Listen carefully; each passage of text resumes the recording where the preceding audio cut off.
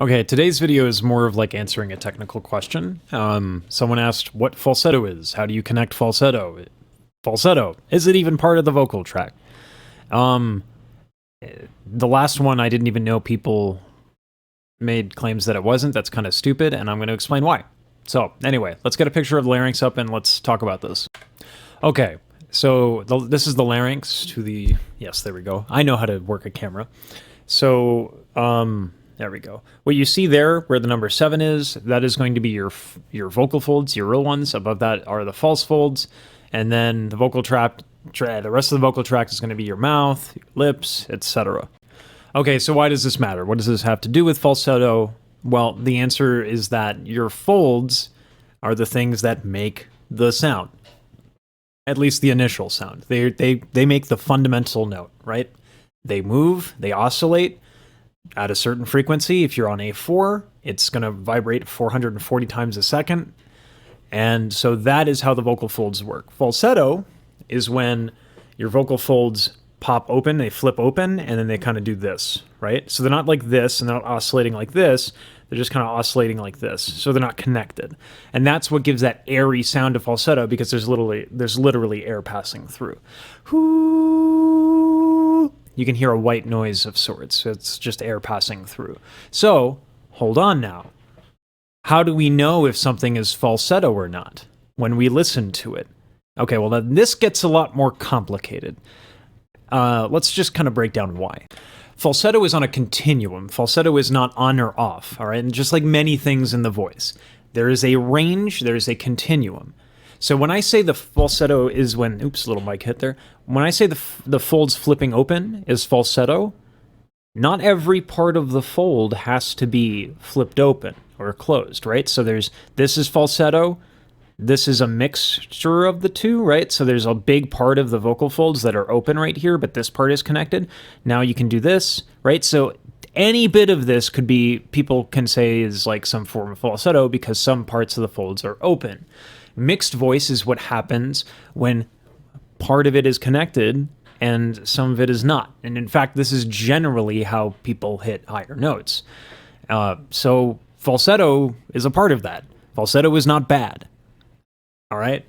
So you do have to learn to connect, and you do have to learn a whole bunch of stuff. I mean, high notes are basically what happen when everything is well put together and executed appropriately.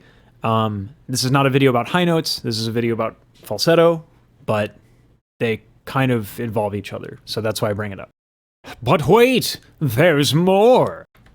Okay, so I think really what people want to know when they ask about falsetto is how do we connect registers, or how do we get into the top without breaking into falsetto? Well, I guess we're going to talk a lot about vocal technique there, because that's the answer, is good technique. So what is good technique that gets us up higher? All right, well, we have our thyroid cartilage, and that has to tilt. Why does that matter?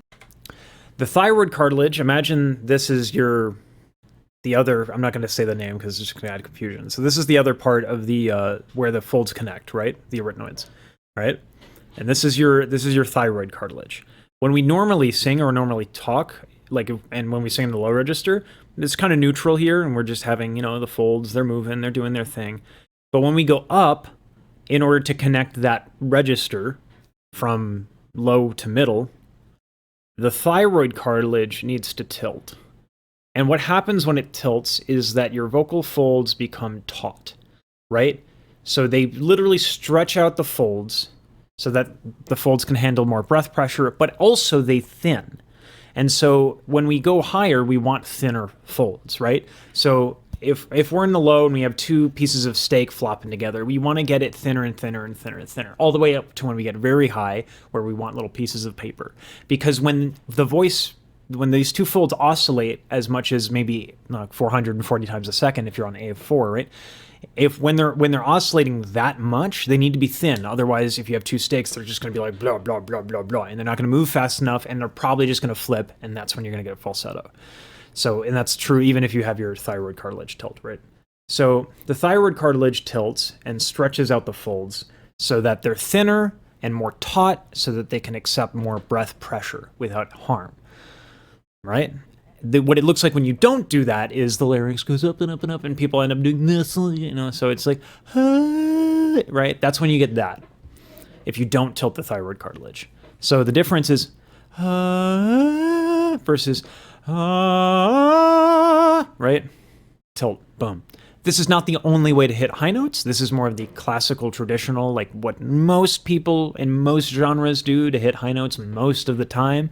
But this is not to be confused for belting. This is not belting. Belting is literally another cartilage tilting to achieve the same thing, but with dramatically different results. So we're not talking about belting today. That's a totally different thing, okay? So there we go. You tilt and you get high notes, right? It's a little bit more to it. There's a combination of good vowels that you need, a combination of, like, you know, how your soft palate and how you manipulate your vocal tract, and good breath and, you know, the tilt and all that stuff. All that stuff has to be done pretty well together to get higher and higher and higher. You need basically really efficient singing because you're asking your folds to be together as you go higher and higher and higher and higher, and, you know, it stinks, right? Because it's hard. You have to have less air on the top because your folds are thinner and they'll blow up easier like that into straight up falsetto, right? But then if you get, that's into the, like, let's call it the first part of your high notes, okay? So what I guess in classical music would be called the passaggio. So it's the first passage into your high notes. Where that is entirely dependent on the individual, but let's just say that first passage is basically, in order to get that right, you need good vowels, and you need a thyroid cartilage tilt, and you need less air, okay? And then your folds are pretty much still fully closed at this point. Now, if you get to the second passage, the what we would call high notes and what we would recognize as high notes, and again, where this is dependent entirely on the individual. This is when this thing starts to happen, where even with the tilt, even with good air, even with good vowels, right, you're starting to get a little bit of separation so that the folds can oscillate even faster. And this is primarily male vocal technique. It extends to females, but we have, like, gender roles when it comes to vocals. So when we think of, like, we don't want falsetto, that usually applies to male vocalists. Why, I don't know. Falsetto is beautiful, but here we are. So this is what happens when we go into the super top, right? So this is a lot of falsetto, but it's still connected, right? So we have this entire range. So what gets tricky is, what do we call falsetto, right? This is where defining registers becomes a problem, right? Because it's not so clean, it's not so concise, right? So this idea that you have falsetto, head or mix, chest, strobos, you know, everyone has all these names for registers. But the reality is that it's just the voice doing its thing. And if you understand that, if you know that, you're way better off. Because you're not going to be focused on, is this falsetto? It's going to be, well, hold on. Like, is there a bunch of airy sound coming out? Okay, well, maybe that's pure falsetto. But what about, okay, well, maybe that's mix, right?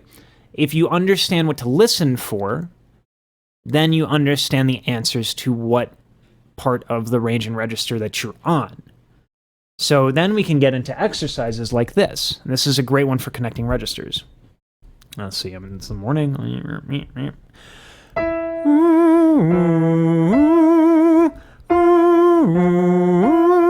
Or if you want a little bit more difficult, right? And you can start doing all kinds of different things with arpeggios and octaves and just kind of sliding in between the two. And that'll help you connect the registers. So what is falsetto? The answer is, it's involved. You know, there's a lot to it. And falsetto is not an on or off switch, it's on a continuum. And that's the most important takeaway for this video, is that if you are singing in falsetto, you are not singing wrong. That is totally a legitimate sound. It's just something you have to use in a way that makes sense. And by the way, falsettists, aka countertenors, can project over small orchestras in falsetto. So this idea that falsetto is a weak sound is not entirely true. It is definitely weaker than mix, right? Where you have partial connection. It is definitely weaker than when you have, full adduction. But it is not a bad sound, and nor does it have to be a quiet sound. When I hit F sharp 5, and it's like basically this, right? There's like very little adduction. It's super loud, even though most of this is open. And that gets into another part of this, which I guess I'll throw in there. The human ear is tuned a certain way. For male vocals, when we go like basically above high C, high C and above, that is when the fundamental note, the lowest part frequency, the actual note, right? The actual C5, starts to get into a frequency range where the ear is tuned. So the ear is more like anything above 1,000 hertz, like right in that 1,000 to 3,000 range, that is perceived as louder because of the shape of our ears.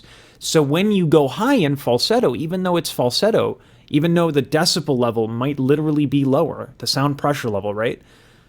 Our ears will perceive it as being louder. So you don't have to worry about vocal power when you get to a certain point in like a high note. So anyway, it just seems weird to me that there's all this stigma around falsetto. There's all this stigma around range and registers and how to sing properly for men and males. It's some weird stuff.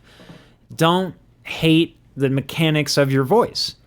Learn to enjoy what your voice can do, because that's when you have artistic decisions to make. And that's kind of exciting. So falsetto's not bad. It's part of the solution. Anyway, till next time, happy singing.